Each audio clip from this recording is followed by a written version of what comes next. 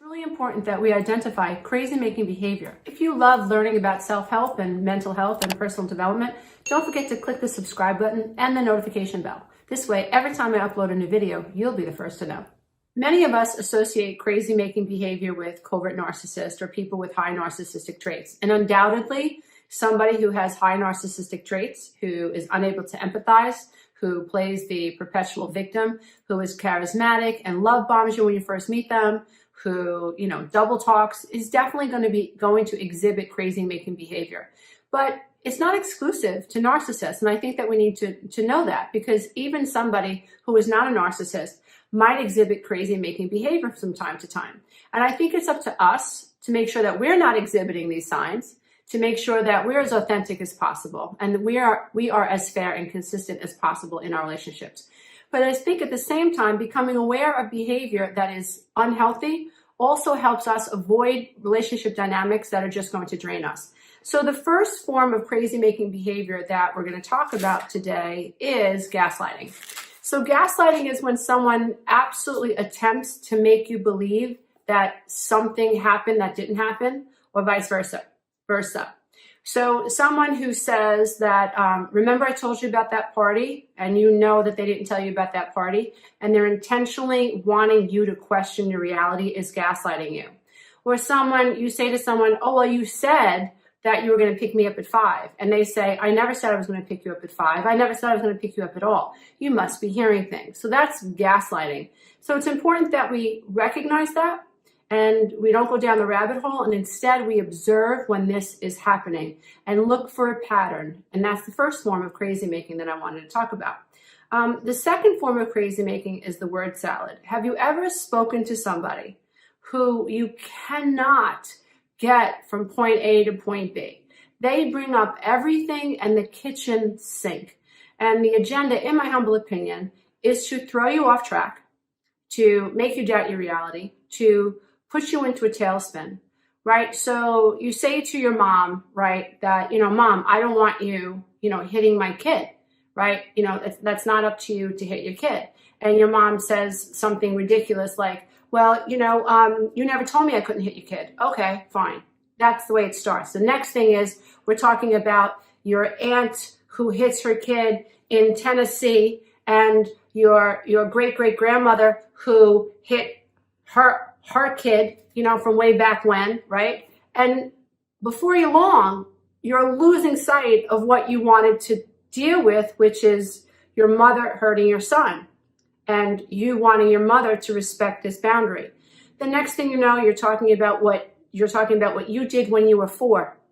And then she's accusing you of lying about being hit when you were 5. And it's just absolutely crazy making behavior. So you never get to resolve an issue. And this could happen with anybody, right? This literally was the way I lived my life with my first marriage. And it kept me in a perpetual tailspin. We could never get from point A to point B. So if you find yourself frustrated in relationships and you walk away like exasperated, like crying uncle, like, okay, I give up. I don't want to talk about it anymore. You may have been involved in a word salad, which is crazy making behavior. The next thing is the blame game. So everybody makes mistakes, right? Including you, including me. We all hurt one another's feelings, sometimes intentionally if we're pissed off, which is wrong, but most of us do it from time to time. If we're a healthy person, we acknowledge it, we apologize for it, and we try really, really hard never to do it again. Our ego got the best of us. We were reactive, right? But when you're dealing with somebody who uses crazy-making behavior, you'll find that they hurt you and you end up apologizing to them. Somehow this person has been able to convince you that they're the victim. So somebody who gets mad at you because you're mad at them, or somebody who accuses you of hurting their feelings, even though you know damn well they started this argument, or, they embarrassed you in front of your friends, or, they accused you of something that you're not guilty of in front of your family members, whatever it is, right? And you go and you talk to this person about it and they flip it on you.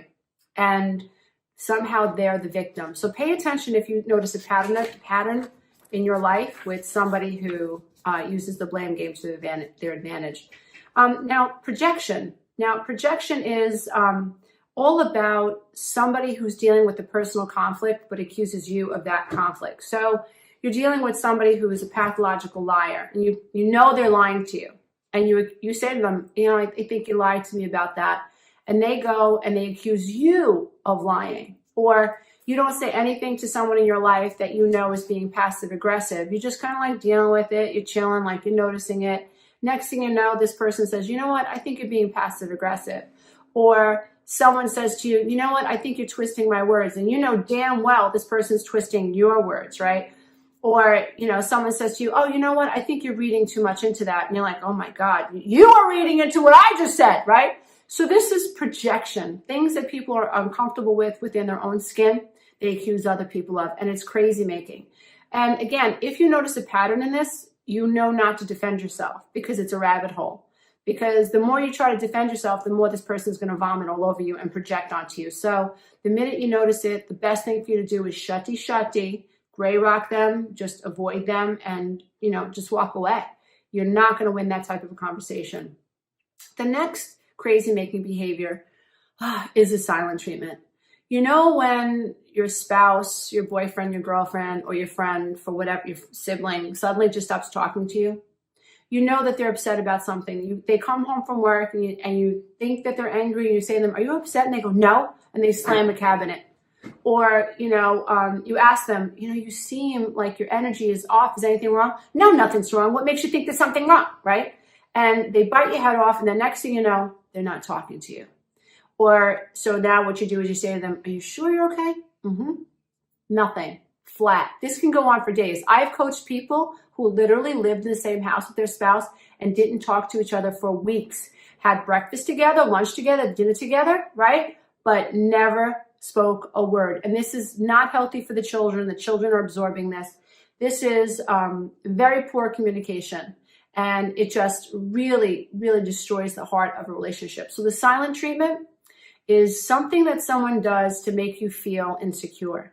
They're trying to dominate you. They're trying to make you feel guilty. They're trying to get you to question, why they're angry at you. They're withholding information. And their goal is to really put you in a position where you feel insecure and vulnerable. And if you're highly codependent, what might happen is you might beg this person to speak to you eventually. And even if you're not like highly codependent, I think it's a natural response for someone to say, can we please talk this out, because that's what relationships are about. Relationships are supposed to be like infinity loops, right? The energy is supposed to go in and go out and come back in and go out and come back in. And when you have someone who's stonewalling you or giving you the silent treatment, the energy is stale. So you can't flow. And we as spiritual creatures are meant to flow. We're supposed to have energy love flow to the person that we're with and help flow it, and it's supposed to flow back. And when that is interrupted, we really feel it and we're very, very uncomfortable with it, and we should be. So another form of crazy making behavior is when someone is highly hypocritical. So someone who accuses somebody of, animal cruelty, right? And who claims to be a vegan or a vegetarian or whatever. And, they go out and they eat meat. Now they're hypocrites, right? So when in certain company, they might, criticize people who eat meat, but behind closed doors, they're eating meat. Or somebody who criticizes somebody for not paying their taxes, and lo and behold, they don't pay their taxes. Or somebody who criticizes someone for not having empathy, and they don't have empathy. So you'll notice that with someone who's using crazy making behavior on you, you're definitely going to notice that there are a lot of conflicts in what they say and with what they do. So look for a pattern on that. The other thing is that crazy making behavior is tied to playing the perpetual victim. So it doesn't matter under any and all circumstances. The government's out to get them, their in-laws are out to get them, people that they don't know are out to get them, everybody's jealous of them, you're out to get them, nobody understands them, they're a special case, their pain is more important than anybody else's pain. Those of us who have a lot of pain, emotional pain, we also recognize that other people out there are also suffering. We realize that pain isn't exclusive to our experience. And we're able to, even though we're in pain, have empathy for other people who also may have experienced a similar situation, right? So we're not claiming, the corner when it comes to the victim. But when you're dealing with somebody who uses crazy making behavior, they'll steal from somebody, but somehow they're the victim, even though they're the person that stole from someone else. Or they're screaming at someone and they're putting someone down, but they justify their screaming, yelling, and mocking someone because that person victimized them. They started the whole thing, maybe with a passive aggressive comment, or maybe they were just challenged and they go into this rage and they justify their poor actions by playing the victim, right? So it's always going to be your fault.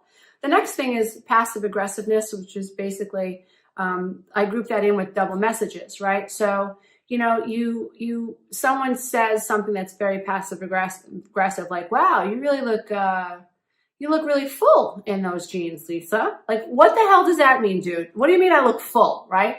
Or, you know, you're not fat, you're just big. What the hell does that mean? You know, you're not fat, you're just big. Or, you know, wow, it's really surprising that so many people find you so intelligent. Like, what? You know, I remember this one time, it's terrible, I keep talking about my ex-husband, but I was traumatized in that whole thing. But he came home from work, we owned a business, and he came home from work one day and he was dead ass serious. And he said, I was really surprised, like, people really like talking to you. Like, what? I mean, this went on every day, and I would scratch my head like, what are you saying to me like right now? Like, what does that mean? It's crazy making. And then when you try to get someone to actually explain what they're trying to say, they can't.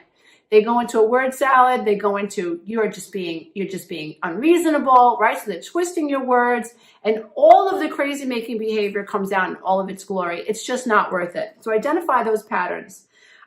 So inconsistent affection and validation. Now, this is really detrimental because lots of times people aren't this way all the time. Lots of times people can be charismatic. They can be loving. You know, someone with high narcissistic traits can actually show empathy for you, right? The minute you expect them to show empathy for you, it's going to wane, right? It might even disappear, or they may play the victim on you and turn everything around on you. But it can be really confusing when we know someone who is giving us inconsistent validation, who is there for us sometimes, right? Or who shows up when we don't expect them to. I've noticed a pattern that what happens is when someone's voluntarily there for you, right? It's very nice, but it's usually on their terms. You'll find inconsistencies when you're the person in need and you're asking this person for help. And you get the song and the dance, and you get projected upon, you get called needy. When it's your turn to have this person show up for you, that's where you'll see the inconsistency. So somebody, if you're in a relationship with someone who's consistent, right, they are able to, and it's a healthy relationship. It's not a needy, codependent, counterdependent, love addicted, narcissistic relationship. It's a healthy relationship. What you'll notice is that you will be, and the person you're in a relationship will be, consistent, right? So you're not going to be shocked and feel like you were punched in the stomach. Even if you do have minor disagreements, you're going to be able to understand that this too shall pass, and maybe it's just a misunderstanding. But there'll be consistency in the way this person treats you, right? So when someone is nice to you, sometimes it screws with your head. Because then what happens is when this person isn't nice to you, it's really difficult to hold them accountable and hold on to that energy of being abused. So look for a pattern in that, right? That's where you're going to see this show up, is in a pattern in this type of crazy making behavior. And the last thing I'd like to talk about is selective memory. So have you ever been with someone who acts like they don't remember what you said, right? Or they remember your worst moments, but they don't remember their own. They remember what you did that offended them, but they can't remember the time where you called them out on something. So selective memory is crazy making, because in order to have a healthy relationship, you really have to feel like you're on the same planet with someone. And being able to communicate about past events and current events and even future events means that we have to have the same reality. And it's crazy making when you're dealing with someone who uses the memory game to their advantage to manipulate you, abuse you, gaslight you, and make you think that you're crazy. So what we're trying to do is like I said, by learning about this, when we understand crazy making behavior, we're understanding why we feel the way we do in relationships. And understanding the why helps us get clear about boundaries and helps us get clear about our rights inside a relationship, right? And so when you know that there's a pattern, like patterns such as this, you know that you're in a difficult, unhealthy, and toxic relationships. And you absolutely have the confidence, because so many of us struggle with the confidence to be able to say, I'm done, right? We feel like we need permission to say, I'm done. And I have found that by labeling behavior as crazy making communication, crazy making behavior, that I'm able to say, wow, it's not me. Like the way I feel is valid. It's my relationship with this person. It's this person's behavior, this person's unfairness, or this person's level of narcissism or lack of self-awareness, accountability, that's really making it difficult for us to meet in the middle and share a common reality. So many of us are on online dating apps, right? That's how we're meeting people. I myself even met my husband, Anthony, on an online dating app.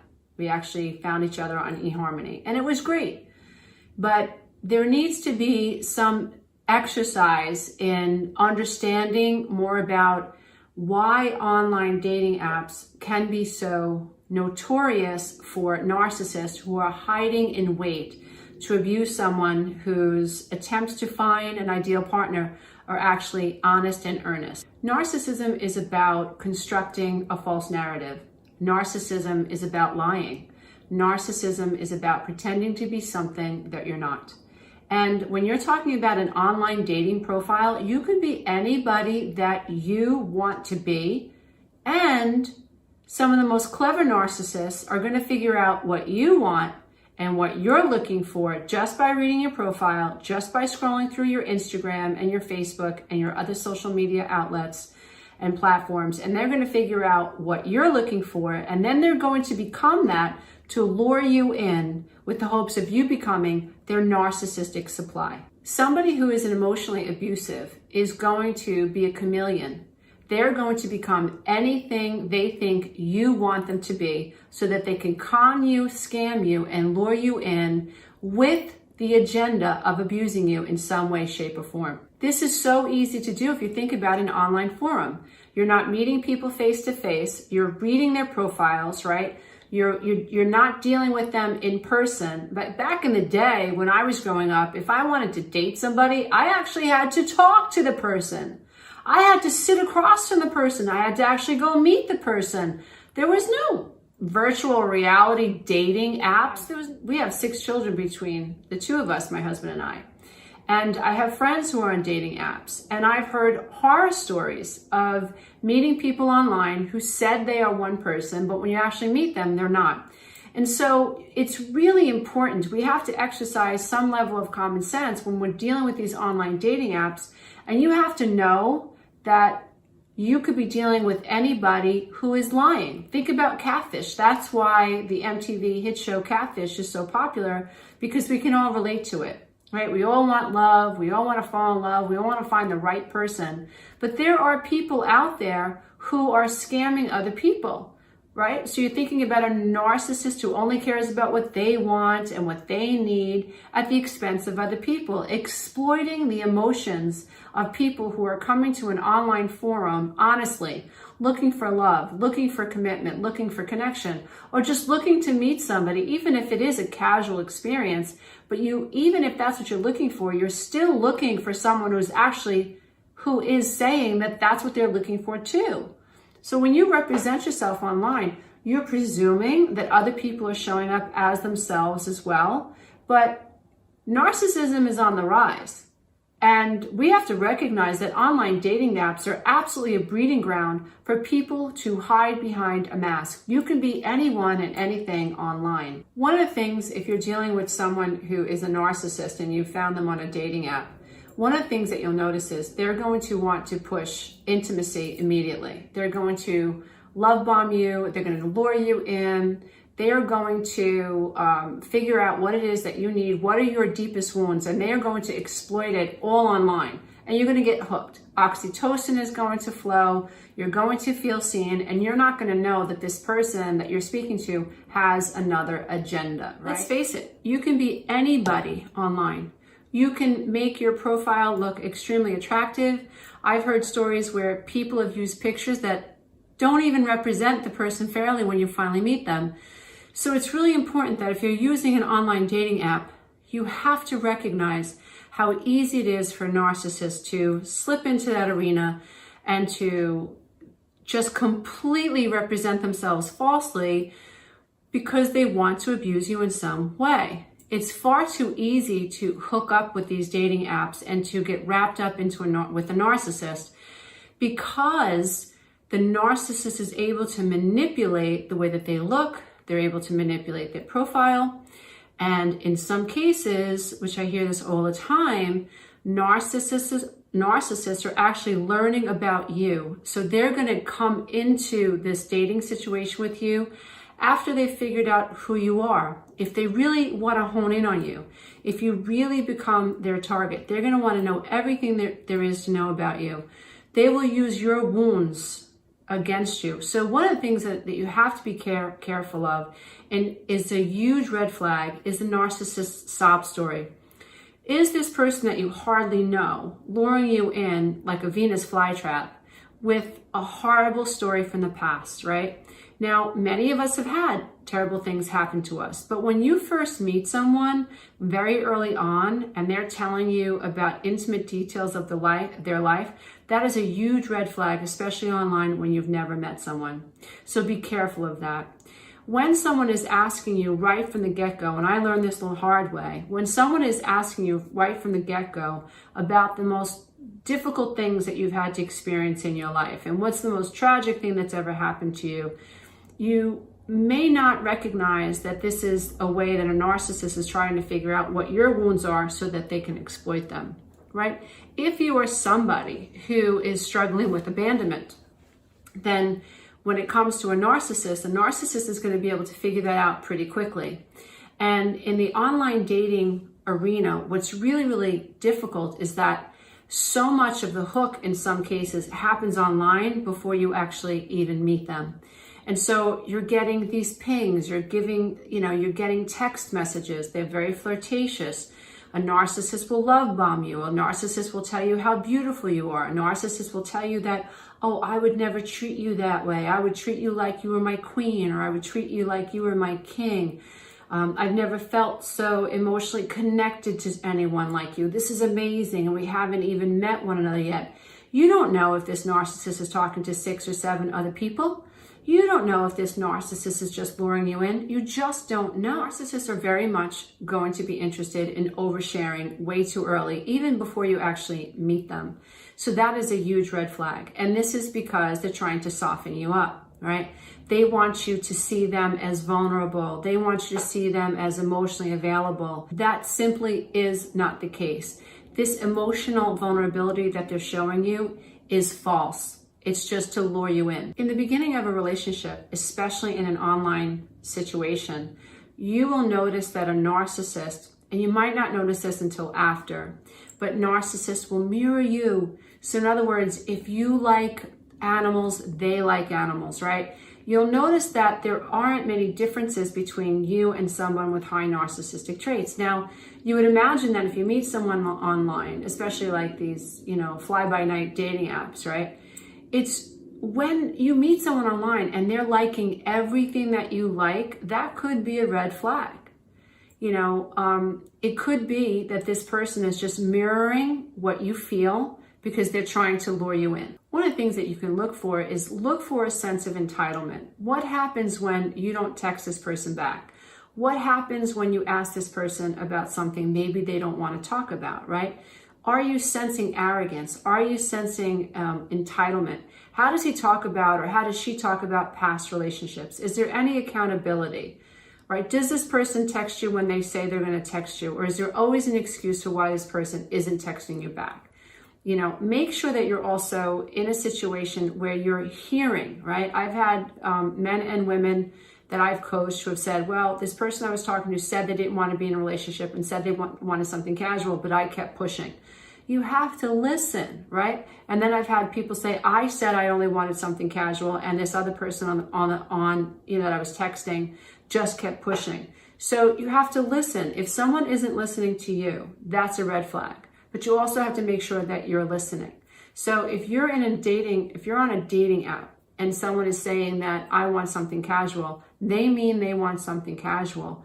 So don't go into this thinking, oh, I'm going to be able to change them and oh, things will be different. Make sure you're listening. You have to recognize that a narcissist sees a dating app as an endless stream of possible narcissistic supply. Adoration, like just praise me. Remember, a narcissist can be anything that they want to represent themselves to be online. I mean, if you think about MTV's hit show Catfish, and you think about how the person behind, the computer is acting like they're something that they're not. They know they're not the profile picture that they've uploaded to Facebook. They know it, but what are they getting? They're getting the high of the narcissistic supply, even though that they know that their profile is a mask. The other thing to consider when we're dealing with narcissists is narcissists have a very difficult time, if not impossible times, remaining faithful. And so on dating websites, it's just way too easy to hook up and get on to the next one. So I would say, I'm going to go out on a limb and I'm going to say that, you need to be extremely careful in online dating because it is a pool of narcissistic supply for a narcissist. And if you're not careful, it's going to be very easy for you to get caught up in the web of a narcissist. A narcissist is not going to want to keep you on a dating website. A narcissist is going to want your phone number. They're going to want your email address. They're going to want your address. They're going to want more personal information so that they can take this relationship off the dating website. And that's where you have to be really, really careful. Giving people your personal information that you do not know these people. If you are on a dating website, you must recognize that you do not know who you are dealing with. And when it comes to where is a narcissist going to hang out, a narcissist is going to hang out on a dating website. That's not to say that if you're using a dating website, you are a narcissist. That is to say, you need to pay attention and you have to understand that a dating website is like a pool for a narcissist to swim in because there's just way too many opportunities to represent a false self. Remember, back in the day, we had to meet people face to face, right? Now, with online dating, you can be any person that you need to be. You can actually scour someone's social media, go onto a dating website, find that person and act and become the mirror of what this unassuming person wants you to be. So if a narcissist wants to manipulate you, all they have to do is figure out what dating website that you're at and hope that you match up with them. But if this narcissist has figured anything out about you, then they could create a profile that matches and mirrors your profile. Narcissists are hard to spot in person. They're even harder to spot online because you're not meeting this person right away face to face, right? They can say anything, they can be anything, and you're going by what they're telling you. And a narcissist is all about dominance and control and wanting to manipulate how you see them so that they can garner a sense of narcissistic supply from you.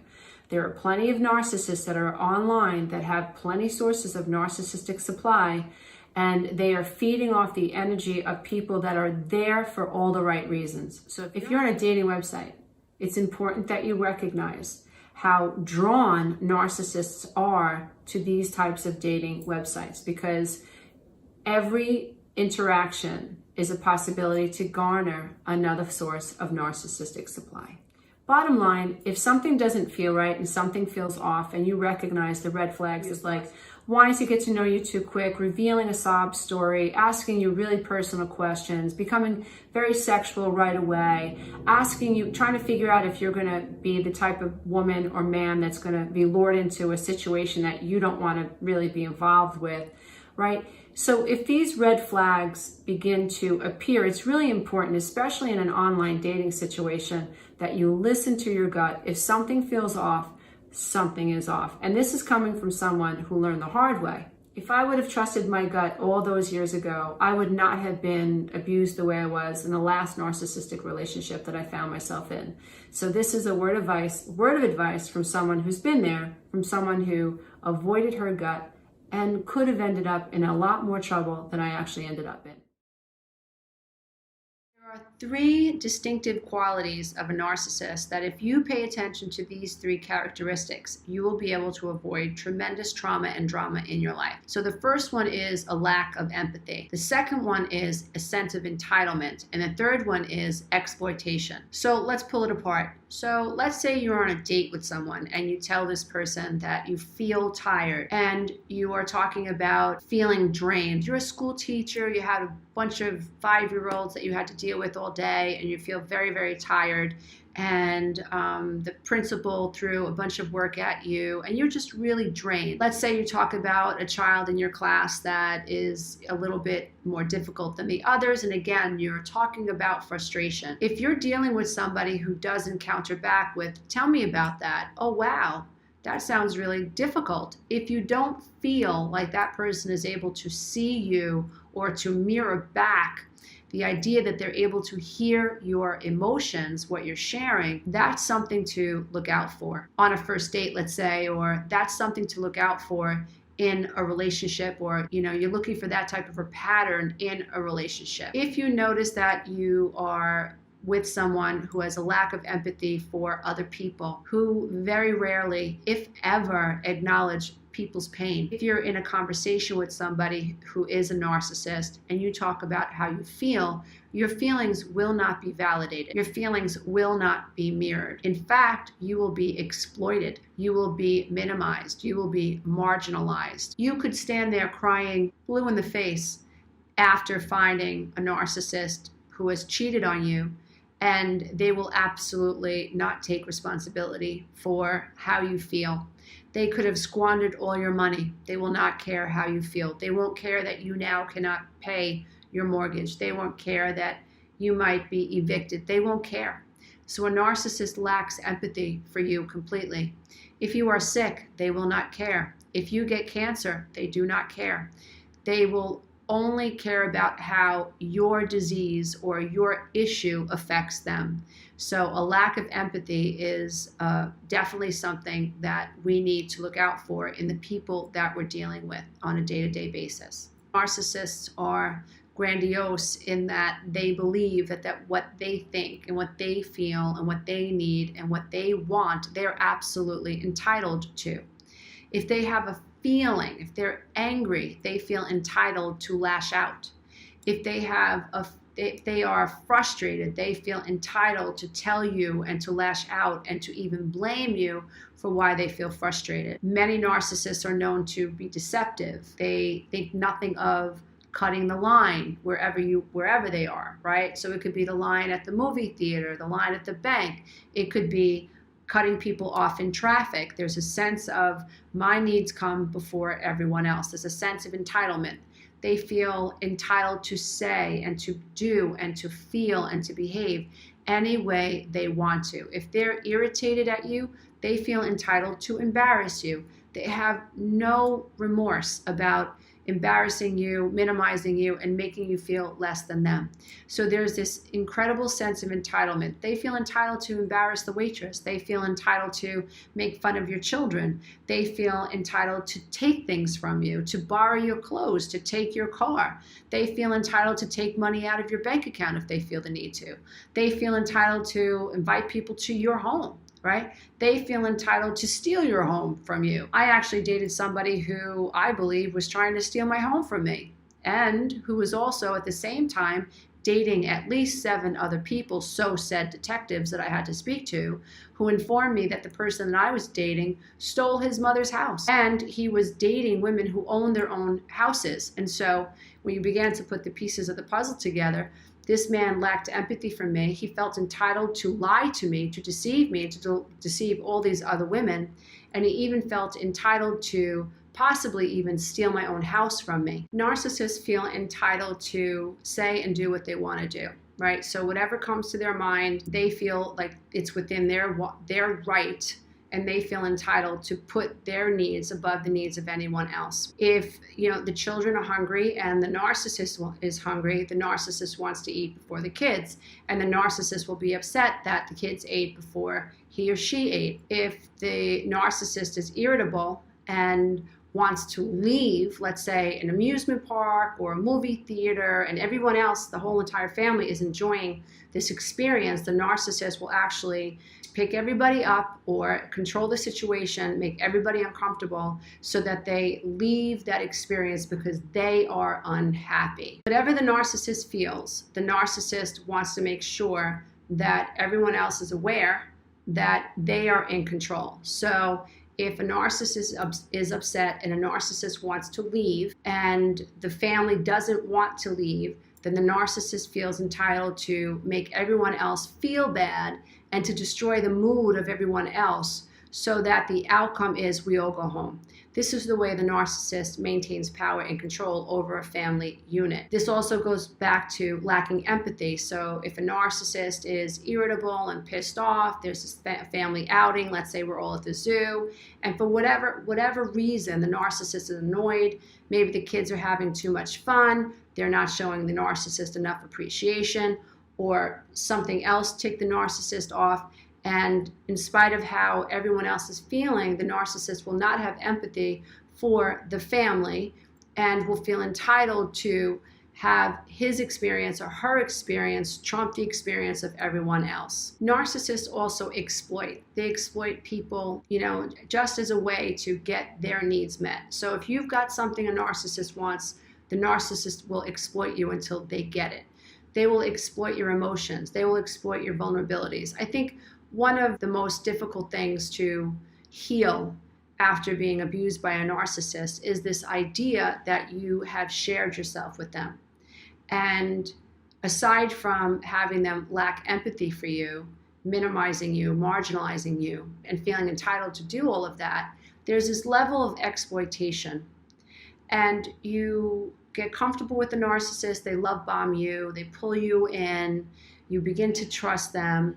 And then slowly over time, they begin to insult you. And here comes all these insults, right? They start to, again, minimize you and make you doubt the way this narcissist really feels about you. They want you incapacitated by your fear of what they might think about you. They want you in fear of that. And what is so difficult to wrap our minds around, at least I think so, is this idea that our vulnerabilities were exploited. I remember when I was married to my ex-husband, and I didn't know it at the time. I didn't understand emotional exploitation. I didn't understand emotional manipulation. I didn't understand gaslighting. I didn't even understand narcissism. I had no clue of codependency. I wasn't even sure that I was being emotionally abused.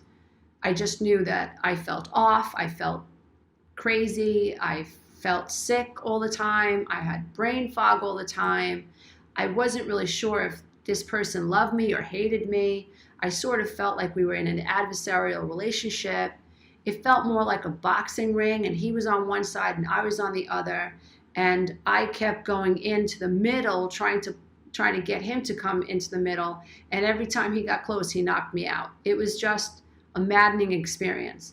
But like a true codependent that suffered attachment trauma, who believed she wasn't good enough, I always thought it was my fault. After you have a relationship with someone and you marry this person, over time, you generally begin sharing with them things that have happened to you in your past.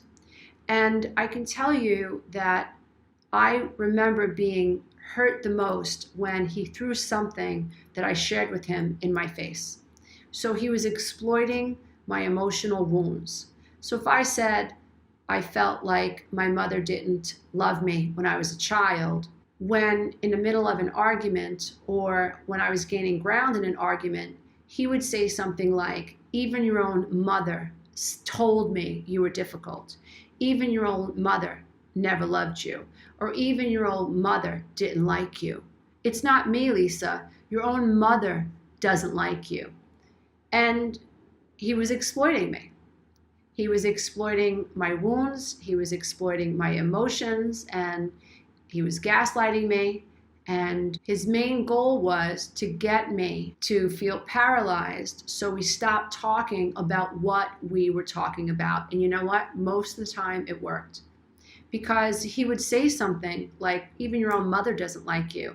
And I would feel so hurt that I would say to him, how could you say that? Like, why would you say that? And then I was wrapped up in, how could my husband say that? What does this mean?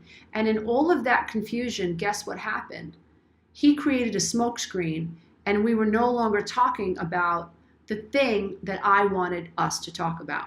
understand is that narcissism is about securing a narcissistic supply. And my ex-husband took my vulnerabilities and on cue exploited them for his sense of narcissistic supply.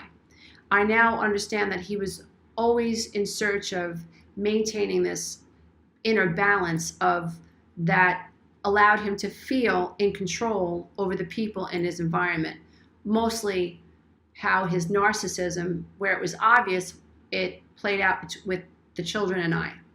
When he was around other people, neighbors and so on, what he was doing was he was exploiting how people saw him by manipulating how people saw him. And so strangers always got the best version of my ex-husband. And so while he was manipulating and exploiting the perceptions of the people that saw him, he was securing narcissistic supply from others outside of the family dynamic, and also exploiting the vulnerabilities of myself and our children. And so he was securing narcissistic supply from as many people as he possibly could. He would not tell the truth. He would lie to his parents, then come home and lie to me. He would lie to the children. And in all of these lies, there he was maintaining this sense of balance and control from these various sources of narcissistic supply. Another interesting dynamic about narcissists and their need or their drive to secure narcissistic supply is that they can appear to have empathy.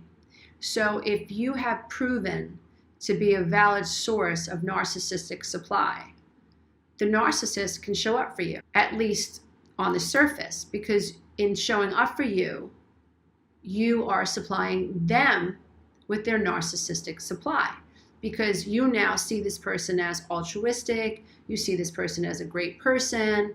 My ex-husband would answer the phone in the middle of the night and travel to go fix a flat tire for someone because he knew that this person was going to be bragging about what a wonderful person he was. But with the children and I, who were already kind of latched in, and in his head, we were already stuck in this situation, he didn't come off that way with us. He got the narcissistic supply by power over us. So when we had an emotion, when we shared an emotion with him, he exploited that emotion. He didn't have empathy for that emotion. He felt entitled to ignore what we were feeling. And so when we became the type of narcissistic supply that wasn't glorifying him, we became a source of narcissistic supply that he could tap into by using power over us through a lack of empathy, exploitation of our feelings, and through a sense of entitlement. He felt entitled to be able to treat us in this narcissistic way where he was creating power over us. It is so mind-boggling when you recognize that narcissists will exploit anyone, and they feel entitled to exploit anyone, and they have absolutely zero empathy for how their behavior affects other people. When dealing with a narcissist, if you're asking yourself, is this person a narcissist? Remember the 3 E's, because they interface, they interlock, right? Because somebody who feels entitled does not have empathy for other people generally. And somebody who feels entitled and lacks empathy will tend to exploit the needs of others. It's really, really difficult after you've been hooked by a narcissist to be able to sort these things out. Because so oftentimes you're dealing with a narcissist who is using confusing language and says, well, I love you, but if you weren't so emotional, you'd be easier to love. Or if you weren't so paranoid, you wouldn't worry about how many women I talk to at work. Or if you were a better lover, then I wouldn't have to go out and have sex with other men. I'll be doing a video soon about the things narcissists say. And one of the things that I will be sharing in that video is a comment from a woman who I asked viewers to please give me your input. Let me know some of the things that the narcissists have said to you. And she wrote me and she said, my narcissist said to me, literally said this, that I wear condoms when I have sex with other women out of respect for you. I would never open myself up to a sexually transmitted disease. I would never open up myself and the woman I loved up to a sexually transmitted disease. So when I cheat on you, I wear a condom. Okay, lack of empathy for how this woman feels. He feels entitled to exploit other women and this woman, right? No empathy, exploitation, and he feels entitled to do all of this. He's exploiting this woman's emotions for him. He is exploiting her feelings for him. This is what narcissists do. As you move forward and you learn more about narcissism, try to see if you can find a pattern that contains the 3 E's, because generally, like I said, they tend to interlock and weave over one another. Those are the traits that I look for, because not everybody that we argue with is a narcissist. Not everybody that we dislike and dislikes us is a narcissist. But generally, people who are narcissistic or who have high narcissistic traits are people who feel entitled to exploit other people. And so that means if there is a job promotion at work, then someone who has high narcissistic traits will lie and do everything that they can to make sure that they secure that position. And if they have to lie and have a lack of empathy for you, if they have to triangulate you against you, if they have to deceive other people when it comes to you, if they have to withhold work from you so that you can't finish the project so that they can have the position they feel entitled to, they're going to do it. It can be a crazy world out there. And those of us who are on the codependency spectrum, where we are other focused, not self-focused, we have to be careful, right? We need a higher awareness about the way that we feel, the way we think, and how we interface with the 3D world, because we are lining up with narcissistic people, because narcissists are self-focused and codependents are other-focused. So it's a hand in a glove. We're also both shame-based. The narcissist is shame-based and a codependent is shame-based. But a narcissist deals with the shame by controlling and manipulating the people for narcissistic supply. A codependent generally tries to become a people pleaser, a fixer, an enabler, tries to take care of other people, and tries to gain validation through works, through self-sacrifice. Both shame-based, but interface, their ego interfaces in the 3D world differently and with different intentions. We need to know this information, especially if we are on the codependency spectrum and or if we have high empathy. Empaths want to help and fix everybody. We feel other people's pain. Empaths have reported to me that they can feel the shame of a narcissist. And in their being, they have a desire to love this narcissist and show them that there is a better way. What ends up happening is a true narcissist will totally debilitate an empath and can really cause true emotional and psychological damage in many of the cases through the sheer abuse and exploitation of the empath's vulnerabilities, kindness and generosity, and the ability to feel other people's feelings. So I hope this video has helped. I hope it's created a little bit more clarity in those of you who are wondering, how can I be a little bit more skillful on my path when I am trying to avoid people who have high narcissistic traits? Remember the 3 E's.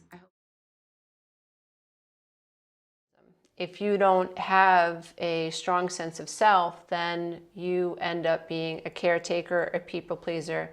You end up being somebody who is reactive to the needs of other people. So you stand in a group and you're waiting for the leader of the group to make a decision or to let you know what direction you're taking. And so you don't have a strong sense of self. You don't have a strong sense of autonomy. You struggle with self-esteem, like you struggle with wondering whether or not you're even worthy. You're afraid to be a burden to other people.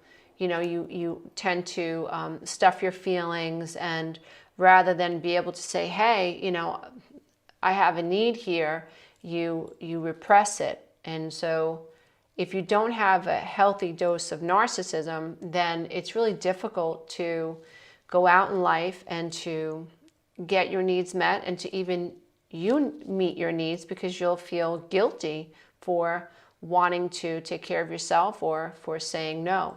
So I think it's important. I think that when those of us who are interested in narcissism and narcissistic personality disorder and understanding narcissism in general and understanding ourselves, like what happened to us if you were raised by a narcissistic parent or you had 2 narcissistic parents, you know, you come with this whole plethora of issues that you have to deal with as the adult child of a coming from a dysfunctional home. When you come from a home where you have been raised to feel invisible, it's really difficult growing up because you have to somehow find that middle ground. You have to somehow develop healthy narcissism. You have to develop the ability to say no and to set a boundary. And that can be really, really difficult if in your head you're so afraid of being like your mom or like your dad. So I just want to encourage everyone to understand that what we're trying to do is find the middle ground. And the reason that we come together to learn about these ideas is because we're really trying to identify narcissism when it goes off the charts, and when we're dealing with people who lack the ability to become self-aware, and who, as a result of not being able to see themselves like everybody else, which is flawed like everybody else, and the inability to look at family history, the inability to really make sense of what happened to them as a child. When you're dealing with somebody who needs to be grandiose or who needs to play the perpetual victim, and you don't know what you're dealing with, your life gets sucked into a black hole. So the goal really isn't to identify these traits in people so that you abuse them in return, or you blast them on social media. It really is to learn how to navigate your way through life with as few hiccups as possible. Because when you don't know what you're dealing with in yourself, and you don't know what you're dealing with in someone else, then life becomes a rabbit hole. You end up on these hamster wheels, and you don't get off because you don't know what you're dealing with. And so it really is, for the sake of understanding what narcissism is and narcissism is a trait and exists on a spectrum. Most people that we bump into don't have NPD. Most people that we bump into are, people who may be higher than others on the narcissistic spectrum. And I think it's helpful to recognize the nuance of narcissism, because it allows you to be in conversations with people and recognize what's going on. And once you recognize what's going on, and if you're really, really careful at keeping your own ego in check, then you'll be able to negotiate a conversation with somebody who is on the spectrum. You'll be able to escape unnecessary drama. If you are in a toxic relationship and you finally understand, oh, this is what I'm dealing with, that will allow you to be able to escape the relationship and understand what you're dealing with. I think so much clarity comes to our lives and our minds once we understand what we're dealing with, right? And why my relationship is not working out and why it can't. And so identifying somebody who has high narcissistic traits, and or who may even have narcissistic personality disorder, it is liberating once you know what you're dealing with. And then I also think it's really important that once you recognize what you're dealing with in your relationship, that you really work on yourself and you figure out, well, what do I need to work on so that I can show up, in a healthier way for myself and for a future partner. If you're struggling with codependency and you lack a sense of self, and your identity is tied to how well you are able to anticipate the needs of other people, you can see how that can become a hand in a glove situation for a narcissist who feels entitled, who feels superior to you. You can see how that can become a really bad situation really, really quickly, and how someone who is unaware of their level of agreeableness, right? So if you're somebody who is highly agreeable, then it might be difficult for you to say no. You might just go along with someone who has high narcissistic traits, which I experienced firsthand, watching my mom, who was conditioned and trained to be afraid to speak up. And one of the ways that, there were many ways, but one of the ways that my mom was controlled was through intimidation, was, the raising of the voice or the slamming of the fist or the glare, letting her know that, she had done something that, my dad did not approve of. And so her not being able to stand up to him and her being highly agreeable when it came to him, it worked in the moment because the dust settled, but the dust settled because the person who huffed and puffed won. And what that did was that really taught my brother, my sister, and I to be afraid to go up against authority, to be afraid to speak our mind, and to not want to burden anybody with what we were experiencing. I do think that it's important that we all seek the middle ground, that being able to understand how being raised by a narcissistic parent can fill you with ridiculous guilt and ridiculous over-responsibility and even an irrational attachment to feeling responsible for things that you're not guilty for, and the ability to rationalize feeling guilty for something that you shouldn't feel guilty for and not catching that soon enough before you fall into a rabbit hole. Here. And so I want to talk about some of the early warning signs that you're dealing with a narcissist that aren't always so easy to spot. So the number one sign that you're dealing with somebody who, an early warning sign, is somebody who's passive aggressive. Somebody who makes you question, like, what? Like somebody who gives you backhanded compliments, somebody who, the way I look at it is you give with one hand and then you take away with the other hand. Somebody who you notice either with you or with other people has to diminish someone else's accomplishments. Now this is done to make somebody who has narcissism or who has high narcissistic traits feel better about themselves, because remember that the grandiosity that you see is to mask insecurity, right? So with a narcissist, they have to feel better than in their own head. It helps to keep the shame away from them, from their insecurities away. So, they're always jockeying for position, number one, in their head, and they'll slip up. They'll put a friend down in front of you, or they'll put you down. Or they'll compare you to someone else. Like you might have a friend who's like, wow, oh wow, that you won first place, but what happened a couple of years back when you came in last? It's like, ooh, like what just happened there? It was like I was up and now I'm down. Like I thought you were there with me, but now I'm down. So that's an early warning sign that you might want to look out for. A second sign is you might notice that there's an attention on getting you to talk about feelings. You might notice that and this has to be a pervasive pattern for this to be true. I always say that in my videos. This should be a consistent, pervasive pattern.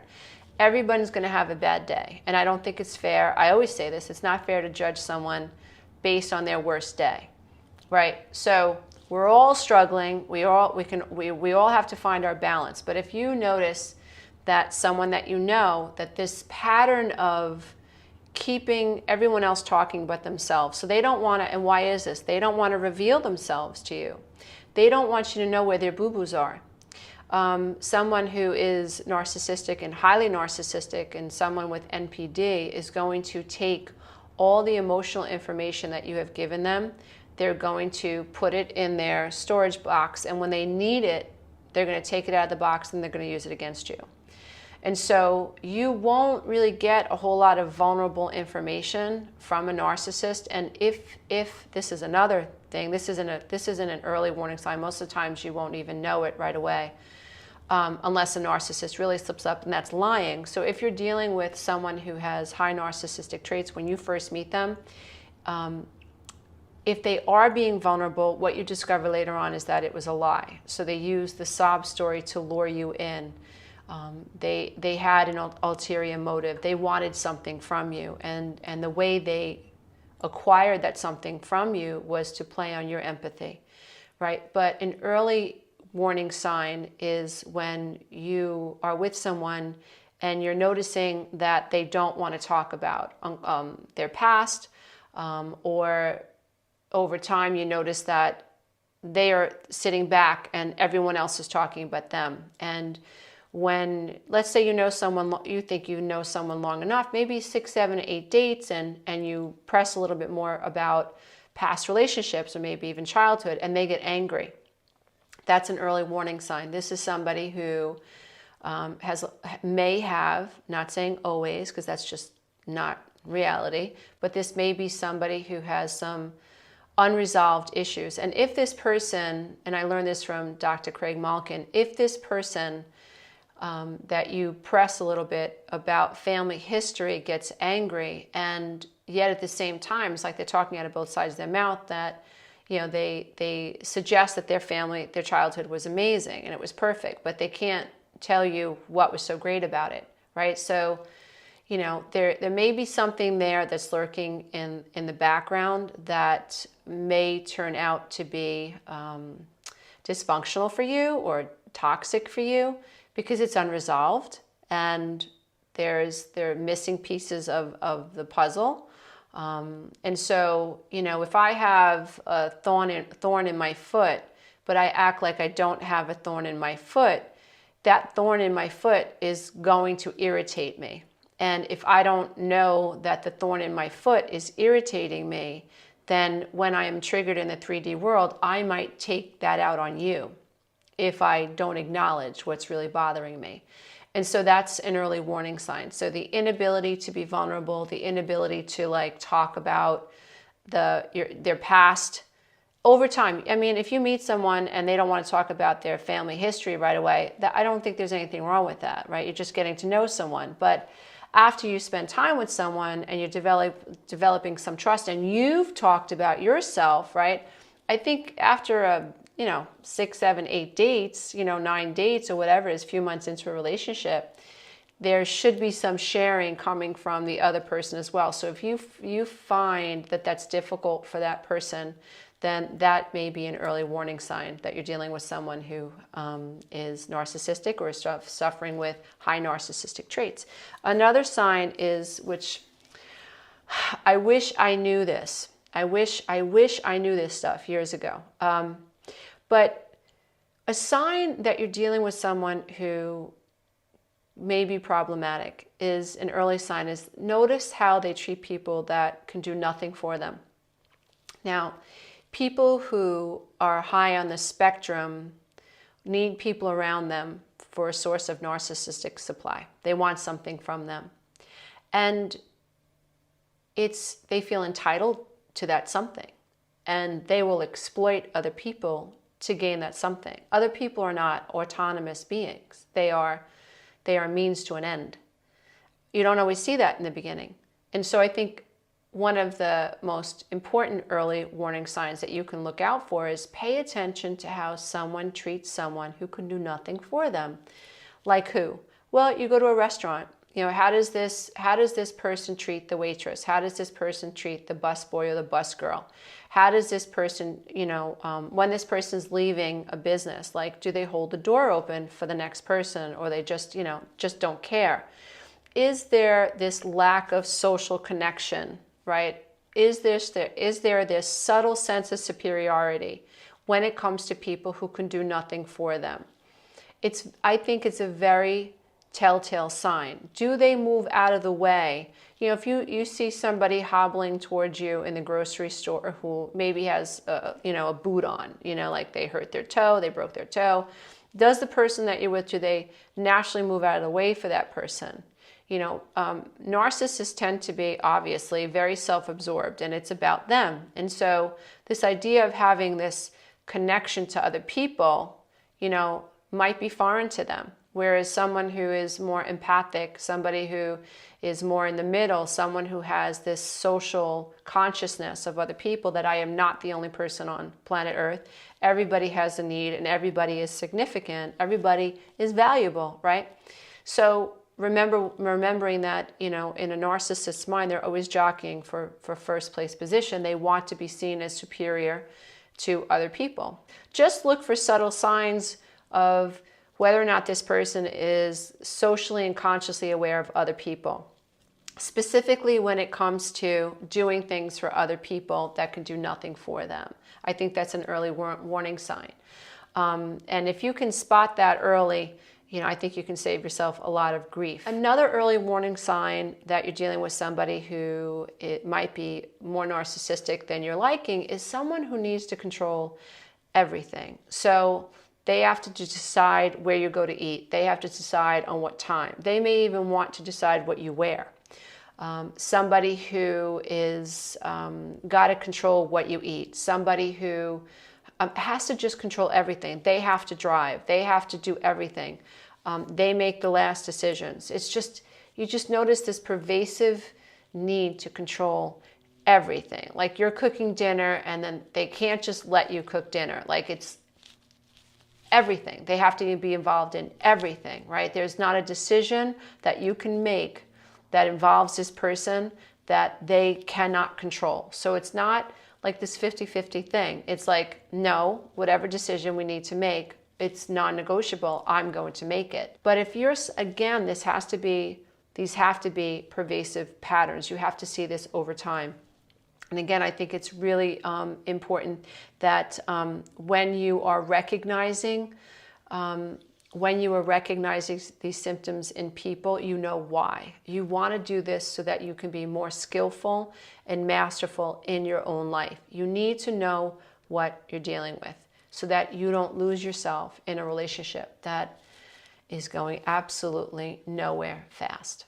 Another early warning sign that you're dealing with somebody who is narcissistic is they tend to gossip about other people. And there isn't a whole lot of compassion for other people. They tend to gossip about people in the sense that they're trying to make you think about this person in a negative way. And again, it's because they're trying to hide their own insecurities. And, by putting someone else down, at least in their mind, it makes them feel less insecure. It makes them feel more powerful, more important. And it helps to mask their own sense of low self-esteem. And so it's important when you're first meeting someone, an early warning sign is that they don't lift people up. They tend to tear people down. So they don't encourage other people. And I think the theme that will come through is there's this sense of competition between them and everyone else and their desire to align you with their vision. And if you can pay attention to this, and if you notice any of this in yourself, then becoming aware of it is something that you get to work on. None of us enter planet Earth perfect. We all have our stuff. We've all been conditioned by our parents. And we've all been wounded, So it's important that as we learn about narcissism and codependency, we take the lessons that we learn and we ask ourselves, am I guilty of that? And work on that. But in addition, use this information to help you pick out people in your experience that may not be your cup of tea long term. If your life was calm and peaceful before, after meeting a narcissist, you can rest assured that your life is going to be full of drama. You'll be blamed for everything. Nothing will make sense. Conversations will never get from point A to point B. There will not be fairness in your relationship. And you will begin to think that there's something wrong with you. There are a couple of reasons for that. Number one, a narcissist is pretty convinced that they're better than everybody else. If there's one telltale sign of narcissism, it is that a narcissist really does think he or she is smarter than you, more spiritual than you, more intelligent than you. Whatever you can do, the narcissist can do better. In the narcissist's mind, you're a minion. You're lucky that they're even talking to you. They're doing you a favor by being in a relationship with you. If they come to your house, they're doing you a favor. If they're sick and you bring them chicken soup, they're doing you a favor. Yeah, a narcissist actually thinks that way. And so I wanted to do a session to help people really hone in on some of the traits and some of the things that you could think about when you are in a relationship with someone. I was just recently asked, like, Lisa, why is the field of narcissism so intriguing all of a sudden? I don't think it's all of a sudden. I think that we're finally getting language for what's been happening in our relationships. We're finally understanding that codependency is a thing, that emotional abuse is a thing, that narcissism is really a thing. And in the past, our relationships could have been like falling apart, but we didn't have any words or any labels to help us understand, well, what was really going on. So if you married someone who consistently cheated on you, you called this person a cheater. But you might not have recognized the other signs of narcissism in addition to infidelity, like gaslighting or projection or entitlement or a lack of empathy. You might have married somebody who you just could not get from point A to point B with, someone who was passive aggressive, and you might have been trying to figure out, why is my marriage failing, or why is my relationship so difficult? And you may have recognized this trait of passive aggressiveness, but you might not have put the pieces of the puzzle together to where you were able to recognize narcissism. So I think what's happening, in my humble opinion, is that we're becoming smarter, we're becoming more self-aware, and I do think that as we become more aware ourselves, more awakened ourselves, as we have a desire to live above the veil of consciousness, recognizing that human beings are run by the default mode network in the brain through patterns and programs that were created before the age of 7, like whatever you experienced before the age of 7, if you came from a loving home and you were taught that you were worthy just because you weren't raised with conditional love, thinking that you had to do something to gain love, then you might have an intact sense of self. And so you might not struggle as much as maybe someone else who grew up feeling detached from the self, or who grew up feeling not good enough because of emotional neglect, or who suffered abandonment trauma. And if you're somebody who has suffered from CPTSD, childhood emotional neglect and abandonment, if your parents were narcissists, then you may have grown up feeling like you were not good enough. You might not have a whole lot of self-confidence. And relationships are going to be problematic when you don't have a self, because if you don't have a self, then you don't know how to protect yourself.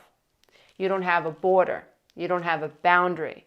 You don't know how to say, hey, knock it off, Mr. Narcissist, that hurts. Or knock it off, Mrs. Narcissist, that hurts. You don't do it because you don't have a self. And without a self, you can't have boundaries. You can't exert boundaries, which means that, unfortunately, when we're talking about patterns and programs, people who don't feel enough, people who lack self-love, become exploited by people who are more grandiose in their perception of self. It is literally like a hand in a glove.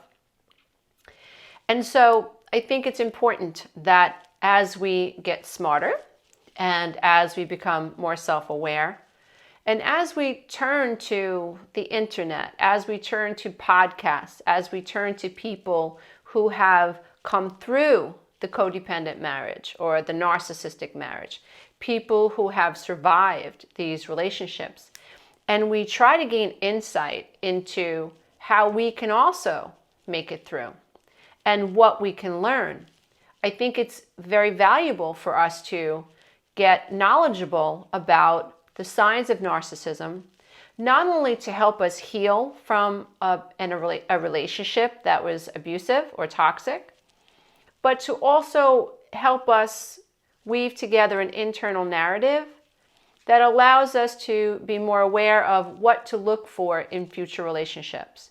Because we know that narcissism is absolutely on the rise. Social media is a place that is a breeding ground for narcissism.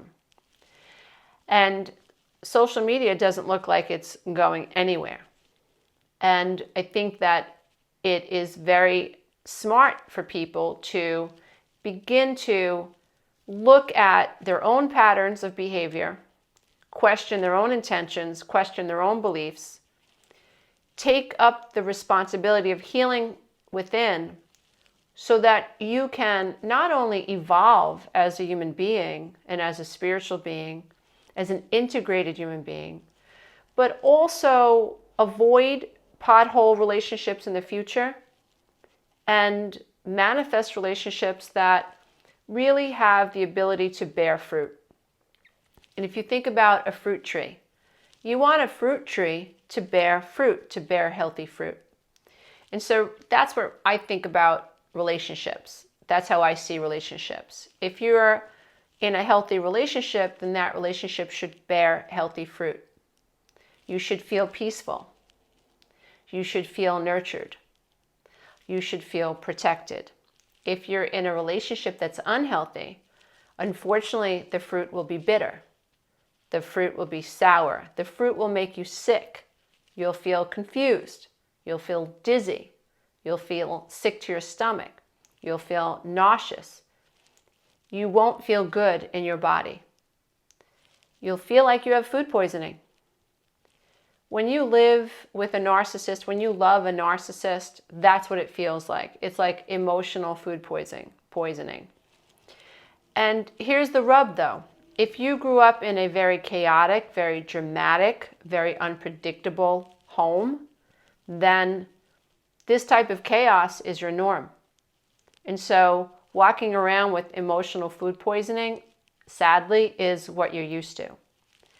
And being in a healthy relationship that is sweet, that is beautiful, makes you feel all warm and fuzzy inside is not your norm. And so vibrationally, it'll be a mismatch. And that's why I think a lot of people self-sabotage.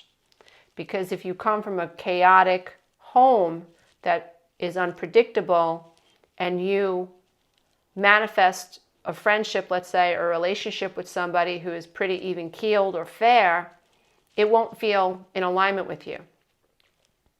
And it'll feel off, and you'll self-sabotage it, unfortunately. And what will feel more comfortable for you is a relationship that is more chaotic. I've coached many people who say they want a peaceful relationship, although they've had a very chaotic childhood, unpredictable childhood. And undoubtedly, we'll coach and a situation will be remembered in which my client recalls pushing away someone that he or she felt was very even-keeled. And eventually they realized that I wasn't ready for that relationship. And you can self-sabotage the relationship that you actually want. And that's why I think that self-discovery work is so important.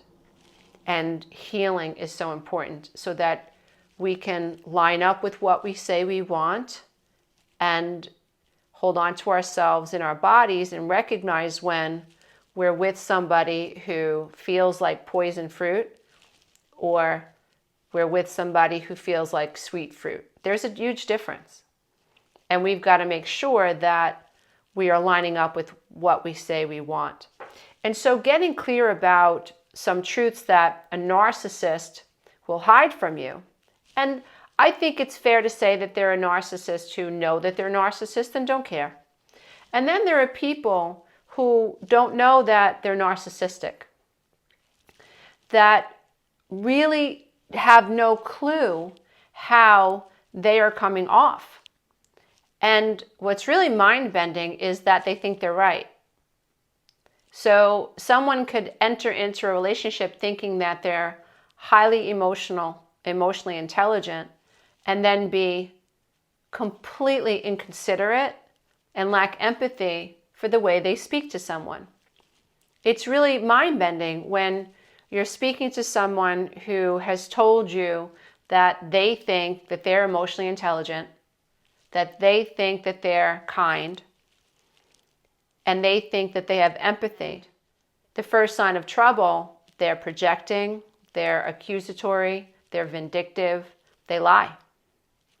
And you might be standing there thinking, wait a minute, this person just spent like 6 weeks telling me that they're empathic, that they're kind, and that they're doing all this type of spiritual work. And yet here he or she is like discarding me and like treating me with complete indifference, like completely disrespecting me, accusing me of things that they're actually guilty of. It's really mind-bending. And if that's you, what will happen is you'll start to feel sick in your being. And that's what you need to pay attention to.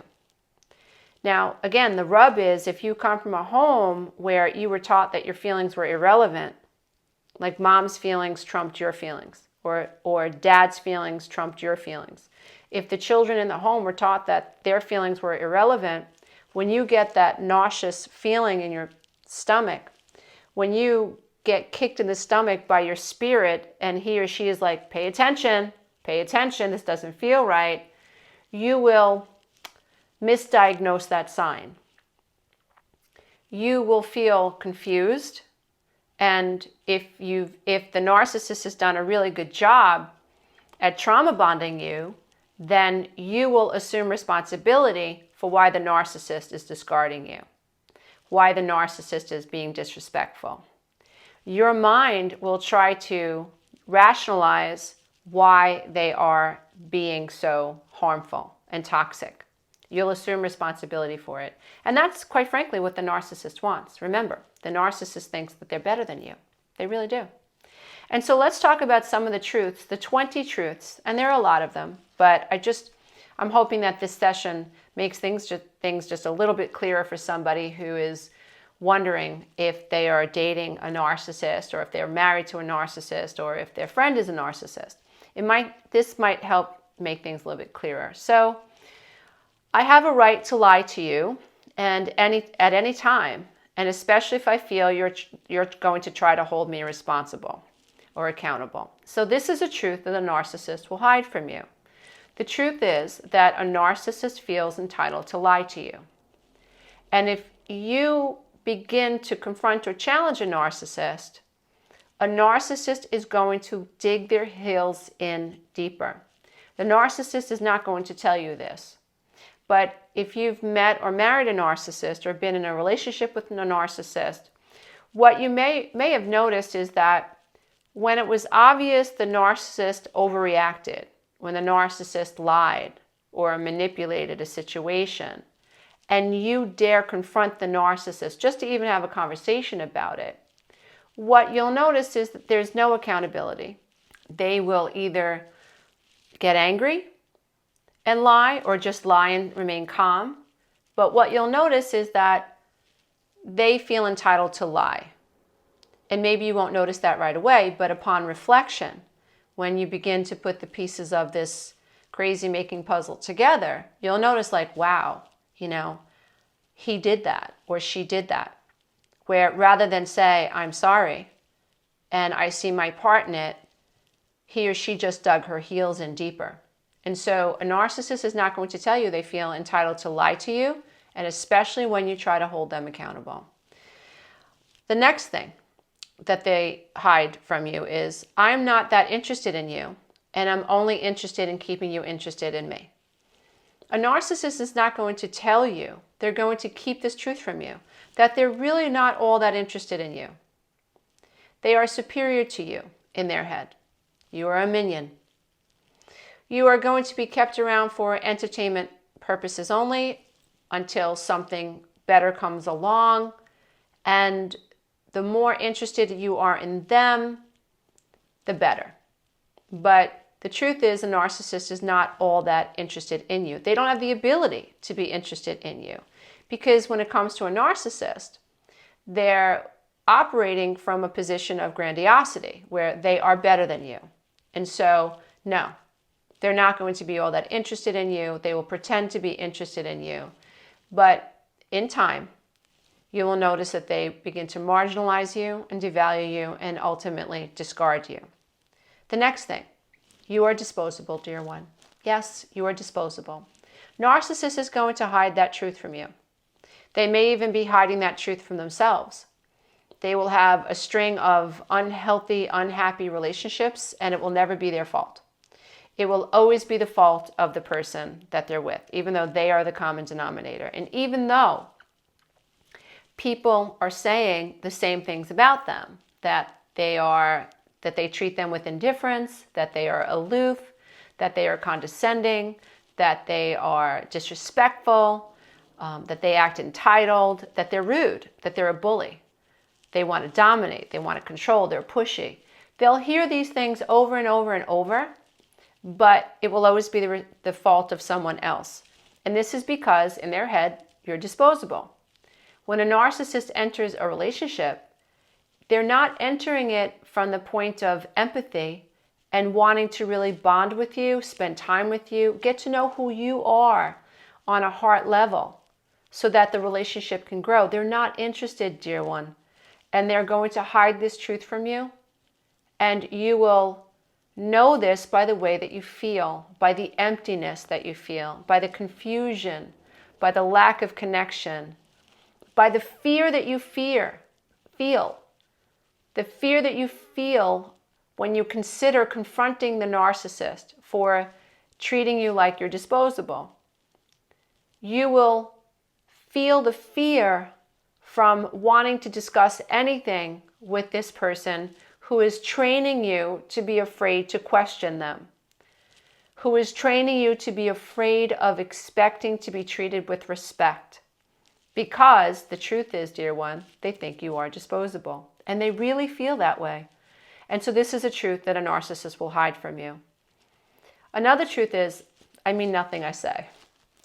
So really mind-bending that a narcissist feels entitled to say whatever they want, whenever they want it, to change what they say at the drop of a hat, to have zero accountability for what they're saying and how it makes you feel, how it makes your children feel, lying to their friends about where they're going to be and when they're going to be there.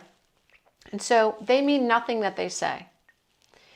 And you show up in a relationship wanting to connect to this person, and you mean what you say. You really want to get to know them. It's coming from your gut, from your root chakra, right? Your heart space. I want to get to know you. I mean it. I really want to get to know you. And a narcissist, those words might come out of a narcissist's mouth, but they don't mean it. And in time, you will notice the other signs of narcissism. You'll notice the traits, the negative personality traits in this person.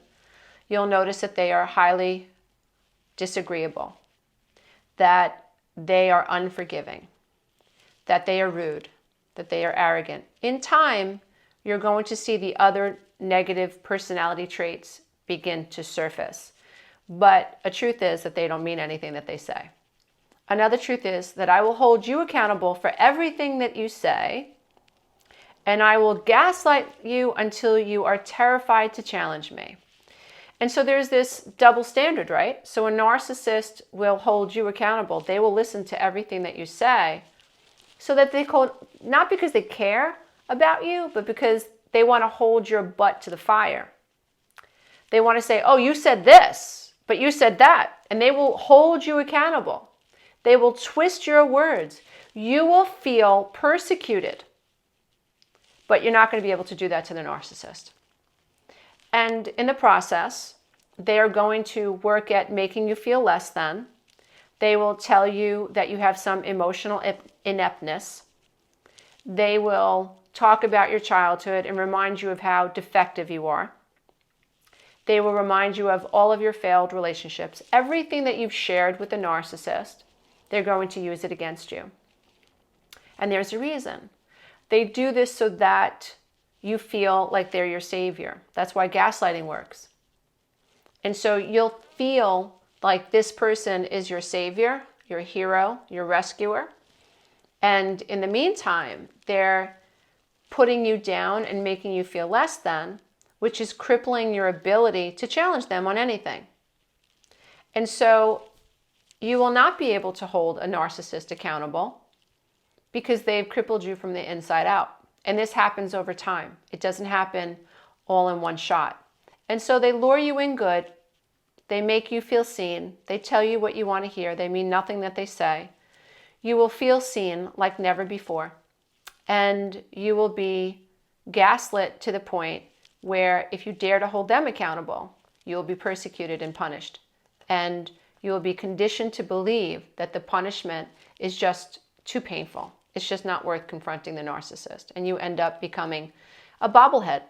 You end up feeling like you have mashed potatoes for brains. And that's what happens to my mom. So she just got so tired of confronting my dad that she just ended up saying, okay, whatever you say, all the time. And she died that way. So this stuff is very serious.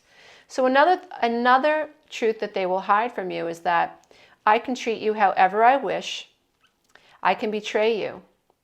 And however, you must always respect me. So it's this idea that the truth with a narcissist is that rules don't apply to them. Rules will apply to you, but rules will not apply to them.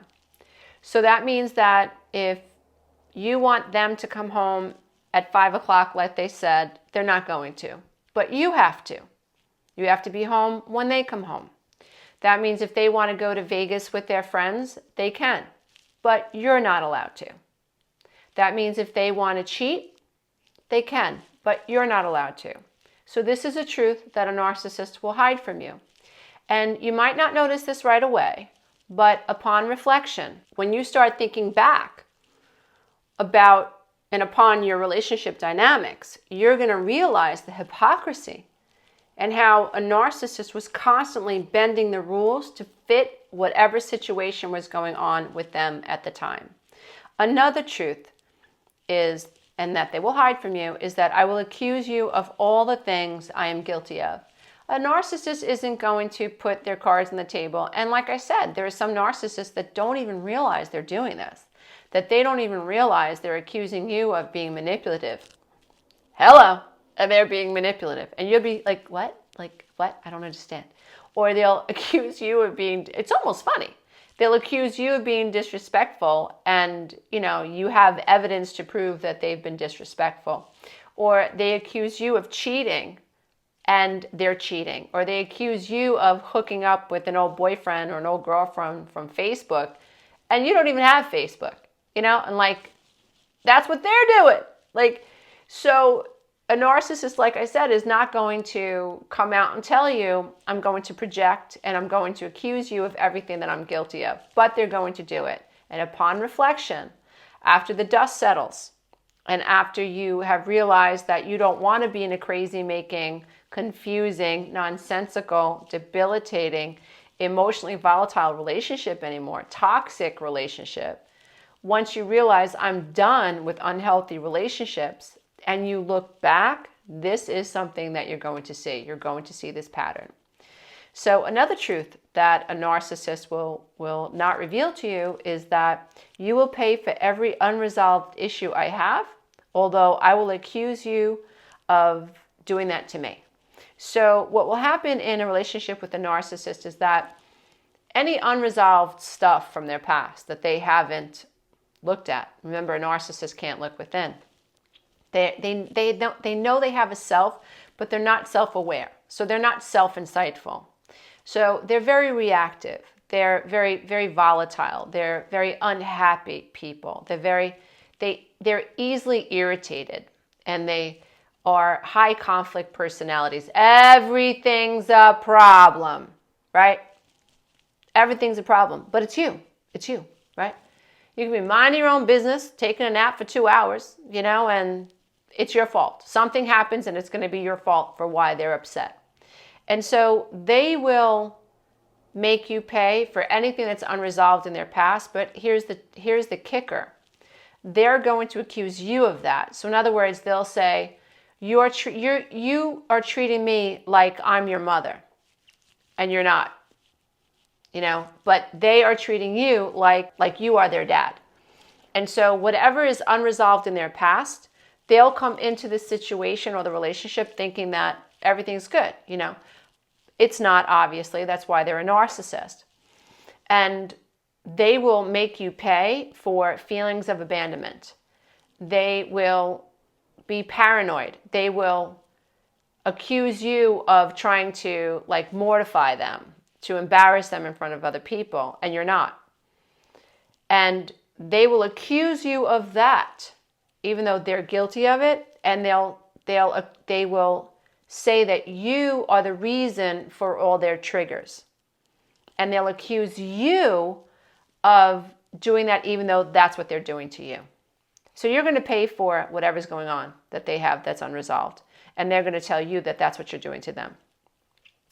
Another truth that they will hide from you is that this is what a narcissist feels, but they'll never tell you. I will always tell you you're wrong, even if I think that you're right, and especially if I think that you're right. Holy Hannah. Holy Hannah. You know, healthy people know that they're not perfect, and they don't implode because they're not perfect. Healthy people know that they're getting older, and that gray hair and wrinkles and saggy skin is all part of the process. And they might not like it, but they embrace it. And they aren't jealous of younger women or younger men because of the natural aging process. So there's this idea that if you're healthy, you live in the gray zone, not in the black or the white. You recognize that aging is normal. You recognize that you're going to mess up.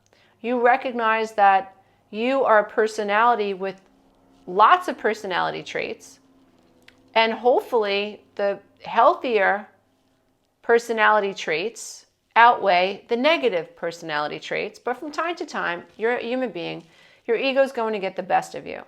And because you are self-aware, and because you have empathy for other people, and because you really want to get along with other people, you believe in connecting with other people, you believe in the we, you believe in humanity, you believe in love, you believe in growth, you believe in really showing up for your partner and showing up for your family and your community. You really believe in that. You want people to know that you're sincerely sorry when you make a mistake, or when you're rude, or when you're obnoxious, or when you're unkind.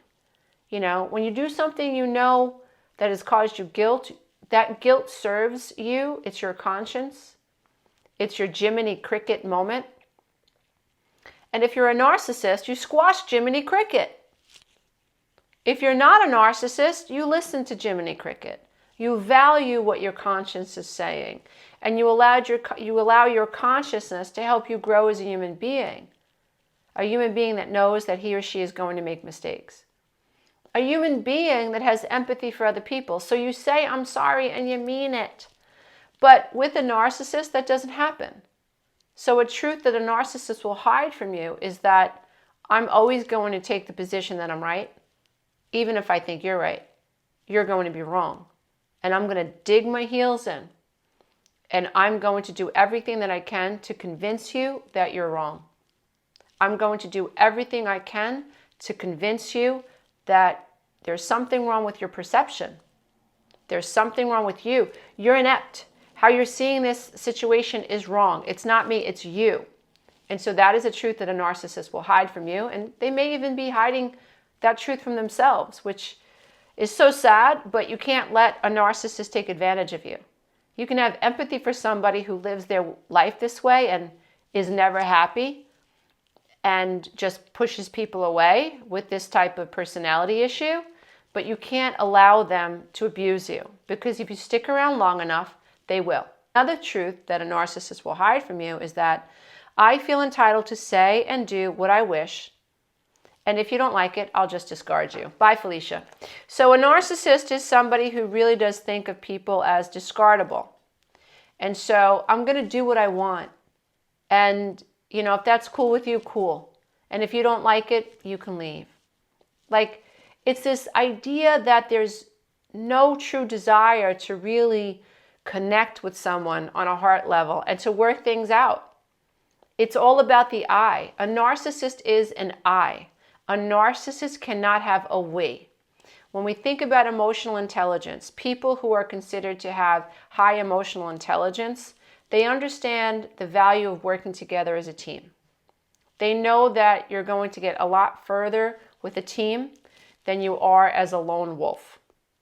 But when it comes to a relationship with a narcissist, what you will discover, unfortunately, or fortunately, depending on where you are in the cycle of the relationship.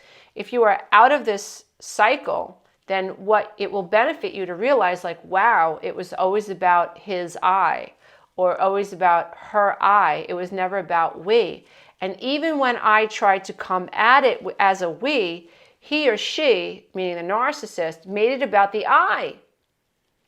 It's really mind-bending, because if you're coming at the relationship thinking that you're a we, and this person is accusing you of things that you're not guilty of, or they just discard you, it can be really psychologically mind-bending, like what just happened. It doesn't make sense.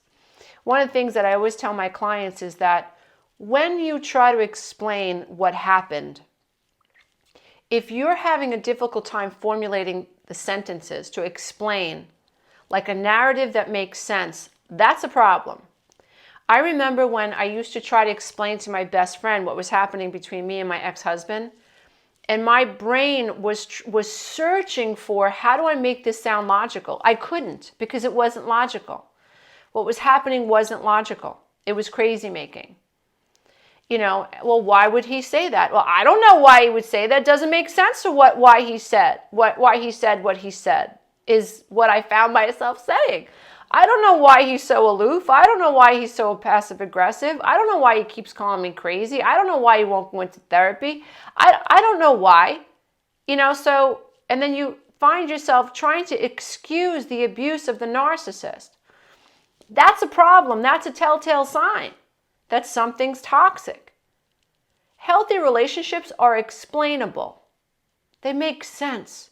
So if you're dating somebody who, after 6 months, is just not feeling it, they have respect for you and they say, listen, I really think you're a wonderful person. You're a wonderful woman. And I really had a lot of fun with you.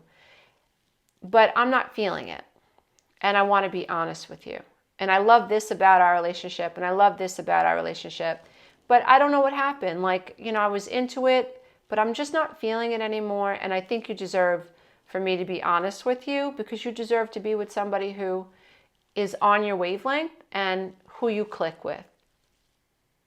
Now, I can turn around and say to my friend, yeah, we dated for 6 months, but you know what? He just wasn't feeling it. It was great.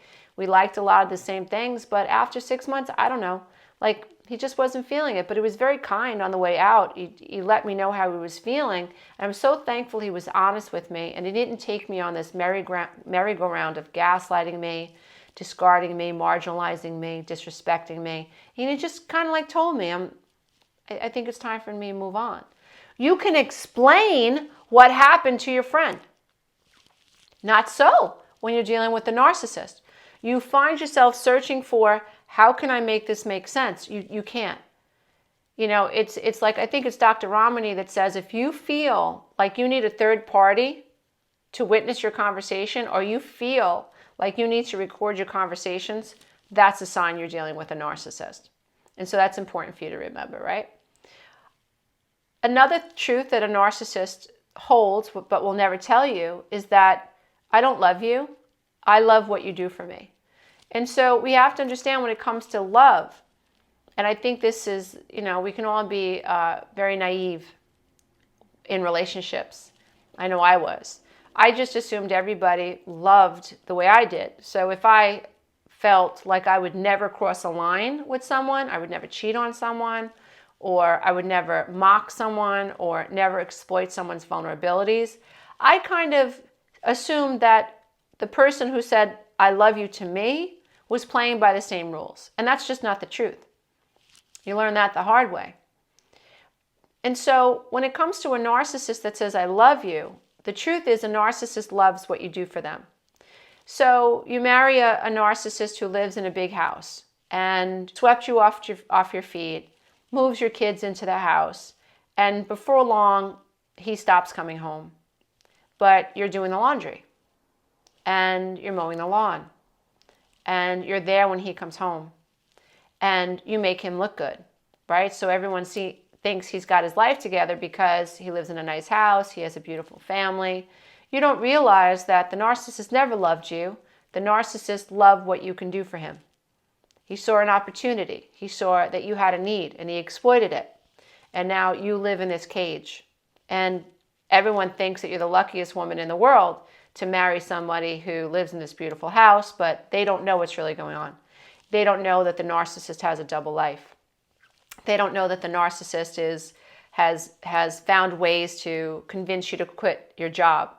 And so now you have no means for financial stability. So now you rely on the narcissist. This is one situation. So when it comes to a female narcissist loves that, this is heterosexual, a female narcissist will love what you can do for her, how you make her feel, the praise you give her, how special you make her, the status that you offer her, the way you gloat around her. She'll love that, but she won't love you. Those are just a few things to keep in mind. So another truth is that I will never see your side of things. So a narcissist isn't, oh God, a narcissist, it'd be so much easier if they just came in and told us this, right?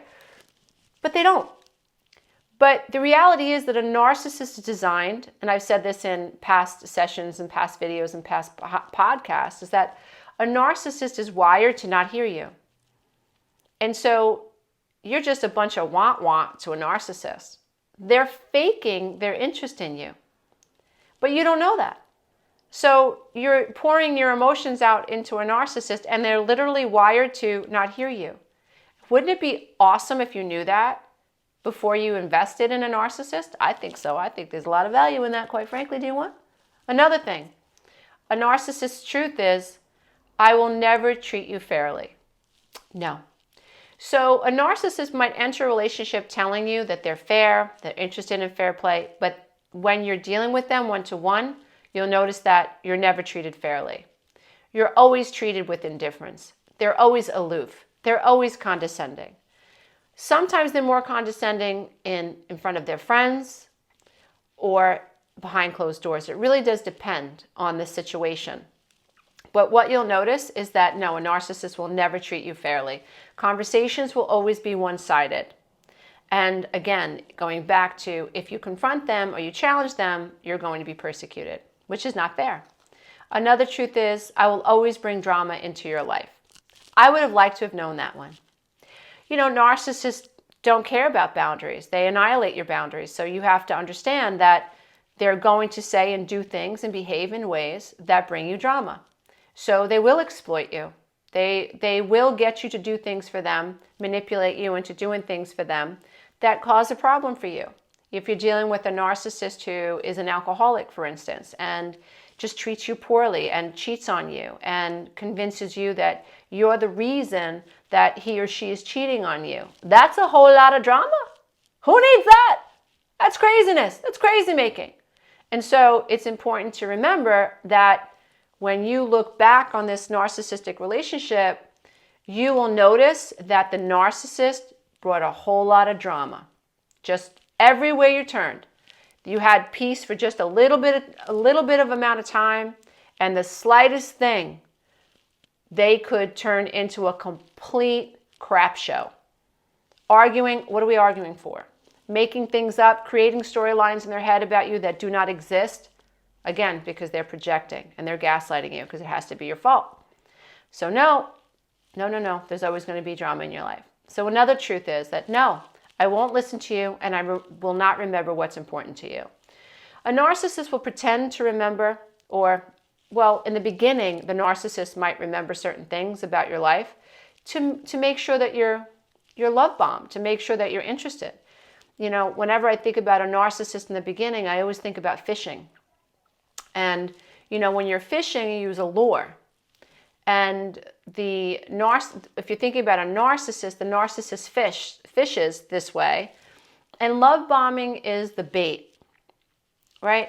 And when you're fishing, the fish never see the hook, they only see the bait. And the lure or the allure masks the hook. And so, yeah, in the beginning, a narcissist may remember certain things about you, but before long, you'll find that the narcissist is completely distant.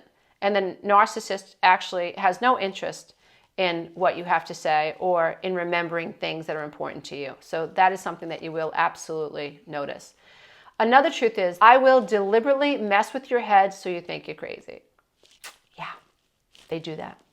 And so they will jack with your head. They will convince you that you're wrong. They will poke fun of you. They will comment about your weight. They'll comment about what you're eating. They'll comment about the way that you walk, the way that you talk. They'll find ways to insult you. If they do something wrong, like I said, if they're unfaithful, they'll comment about your sex life. They'll bring up something that happened a long time ago. They'll throw the kitchen sink at you to throw you off track so you can't stay on point, so that you can't get from point A to point B. And they will deliberately mess with your head so that you think that you're crazy, so that you assume responsibility for everything that's happening in the relationship. Remember, because this allows the narcissist to maintain their grandiose sense of self, this sense that they're smarter and better than you. And this feeds into their entitlement and their lack of empathy for you. And so they have to convince you that you're crazy, because if you don't think that you're crazy, then that narrative doesn't work for them. And so it's very sad and it's very dysfunctional, but it is what it is. So another truth is that narcissists fear humiliation. And so one of the worst things that you can do to a narcissist is basically humiliate them. I don't suggest doing that, because depending on what type of a narcissist you're dealing with, you could be dealing with a very, very vindictive narcissist that just doesn't know when to give up. There's no telling how far a narcissist will go once they feel like they're losing control over you, but they do absolutely fear humiliation and being mortified. Another truth is that a narcissist is a chameleon. So a narcissist's truth is, I'm a chameleon and I will lie to you to gain any source of narcissistic supply. And so you don't know it, but when you're dealing with a narcissist is a chameleon. And if they have to put on a performance to gain a source of narcissistic supply, they're going to do it. You're going to hear all sorts of stories from the narcissist's mouth.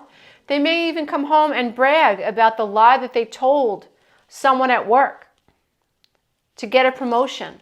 They may even lie about someone at work so that that person doesn't get the promotion. And they won't feel any remorse about it. Remember, a narcissist isn't going to have remorse. A narcissist isn't going to have guilt. They're not going to have the shame or the cognitive dissonance a healthy person would when they hurt someone or when they lie to someone. So no, a narcissist is not going to have that cognitive dissonance that you might have if you lied.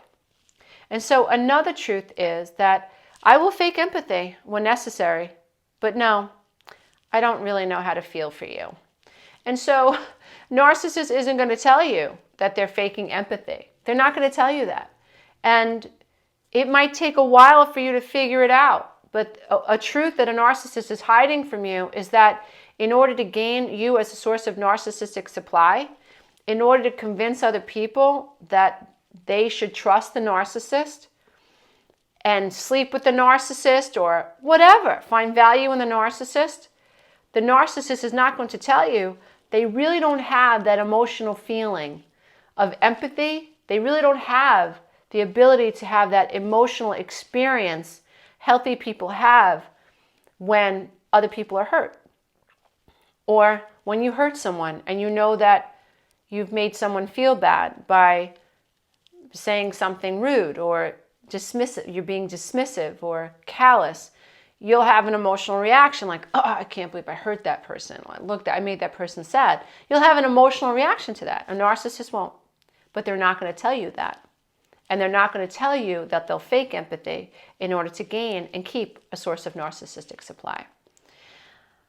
And the last one is, I will never take accountability. So if you love a narcissist, you are going to be involved with someone who consistently feels entitled to exploit you and who feels like they have the right to avoid accountability. A huge red flag of narcissism when you're dealing with somebody who has narcissistic traits is that you'll never hear, I'm sorry. No, you'll never hear anyone say, I should have never said that. I should have never done that. I can see how I screwed up. I can see how this was just a miscommunication. I'm sorry I hurt your feelings. I never want this to happen again. Please forgive me. You're not going to hear that. You're going to hear a whole lot of, it's your fault. I'm perfect. And there's something wrong with your perception. You're inept. And you're lucky that I'm hanging out with you. That's what you're going to get. So I hope this session has been helpful and made things a little bit clearer for you. Everybody, my name is Lisa A. Romano. I'm the Breakthrough Life Coach, and I am the best-selling author. And if you want to listen to one of my books for free, you can do so by clicking the links below. And if you'd like to participate in my online healing and recovery from codependency 12-week breakthrough coaching program, you can do that. Just click the link in the description box. I now offer 2 options for this class. You can actually register for this class at 50% off and take it as an on-demand self-study program. Or you can participate in the live class with me and my life coaches. All you have to do is click the link in the description box. Namaste, everybody, and don't forget to think. Bye for now.